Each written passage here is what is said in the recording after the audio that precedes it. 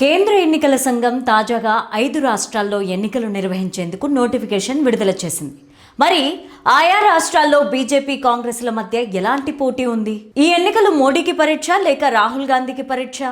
ఏ party ఎక్కువ ప్రభావం చూపే అవకాశం ఉంది? జాతీయ పార్టీలను కాదని ప్రాంతీయ పార్టీలు మళ్ళీ చక్రం తిప్పుతాయా? చూద్దాం. మరో 2-3 నెలల్లో పదవీకాలం పూర్తి చేసుకోబోతున్న 4 రాష్ట్రాలు ఒక కేంద్ర పాలిత ప్రాంతాల్లో ఎన్నికలు నిర్వహించుకునేందుకు కేంద్ర ఎన్నికల కమిషన్ నోటిఫికేషన్ విడుదల చేసింది. కేరళ, తమిళనాడు, అస్సోం, పశ్చిమ బెంగాల్తో పాటు కేంద్ర పాలిత ప్రాంతం పుదుచ్చేరిలో ఎన్నికలు జరపాలని నిర్ణయించింది. ఆయా రాష్ట్రాల్లో ఎన్నికల కోడ్ అమల్లో ఉంటుందని, ప్రశాంతమైన వాతావరణంలో ఎన్నికలు నిర్వహించేందుకు అన్ని ఏర్పాట్లు చేస్తున్నామని ఎన్నికల అధికారి జ్ఞానేష్ కుమార్ తెలిపారు. కేంద్రపాలిత ప్రాంతం మినహాయిస్తే 4 రాష్ట్రాల ఎన్నికలు ప్రస్తుతం ఆసక్తిని రేకెత్తిస్తున్నాయి. ఈ 4 రాష్ట్రాల్లో ప్రస్తుతం అస్సోంలో మాత్రమే బీజేపీ అధికారంలో ఉండగా మిగతా 3 రాష్ట్రాల్లో మాత్రం ఇండియా కూటమిలోని పార్టీలు అధికారంలో ఉన్నాయి. అస్సోంలో బీజేపీ, కాంగ్రెస్ల మధ్య పోటీ ఉండగా మిగతా 3 రాష్ట్రాల్లో మాత్రం పోటీ భిన్నంగా కనిపిస్తోంది. ప్రస్తుతం కేరళలో సిపిఎం, తమిళనాడులో డిఎంకే, వెస్ట్ బెంగాల్లో తృణమూల్ కాంగ్రెస్ అధికారంలో ఉన్నాయి. ఈ 3 పార్టీలు ప్రాంతీయ పార్టీలు ఇండియా కూటమిలో భాగస్వాములుగా ఉన్నాయి.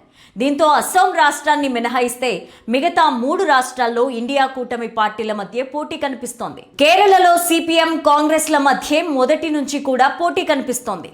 తమిళనాడులో కాంగ్రెస్ పార్టీకి తక్కువ ఓటు బ్యాంక్ ఉండడంతో అక్కడ పెద్దగా ప్రభావం చూపే అవకాశం కనిపించడం లేదు. ఇక వెస్ట్ బెంగాల్లో తృణమూల్ కాంగ్రెస్, సిపిఎం, కాంగ్రెస్ల మధ్య గట్టి పోటీ కనిపిస్తోంది. ఇక బీజేపీ విషయానికి వస్తే మొదట నార్త్లో బలంగా ఉన్న బీజేపీ 2019 ఎన్నికలకు వెస్ట్ రాష్ట్రాల్లో విస్తరించింది. ఆ తర్వాత 2024 ఎన్నికలు ముగిశాక ఈస్ట్ రాష్ట్రాల్లో కూడా రాణించింది. 2024 ఎన్నికల్లో మూడోసారి బీజేపీ అతి కష్టం మీద అధికారంలోకి వచ్చింది. ఆ టైంలో బీజేపీ పని అయిపోయిందని అంతా అనుకున్నారు. కానీ ఎంపీ ఎన్నికల తర్వాత జరిగిన హర్యానా, బీహార్, ఢిల్లీ అసెంబ్లీ ఎన్నికల్లో గెలిచి బీజేపీ అధికారంలోకి వచ్చింది. దీంతో బీజేపీ దేశవ్యాప్తంగా తిరుగులేని శక్తిగా ఎదిగింది. బీజేపీ ఖాతాలోకి చాలా ఏళ్ల తర్వాత ఢిల్లీ వచ్చేసింది.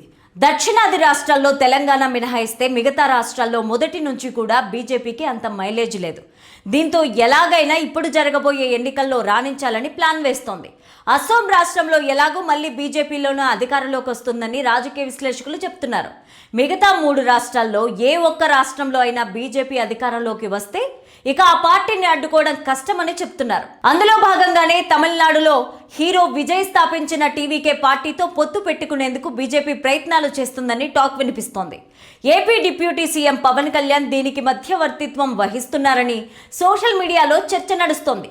కాంగ్రెస్ సైతం బీజేపీని ఎలాగైనా అడ్డుకోవాలని గట్టి ప్రయత్నాలే చేస్తోంది. తమ పార్టీకి బలంగా ఉన్న 3 రాష్ట్రాల్లో బీజేపీని అడ్డుకునేందుకు ప్రాంతీయ పార్టీలకు కొన్ని చోట్ల మద్దతు ఇచ్చేందుకు రెడీ అవుతోంది. 2029 ఎన్నికల్లో కాంగ్రెస్ అధికారంలోకి రావాలంటే ప్రాంతీయ పార్టీల మద్దతు తప్పనిసరి. దానిని దృష్టిలో ఉంచుకొని ప్రాంతీయ పార్టీలతో కలిసి వెళ్లేందుకు నిర్ణయించింది.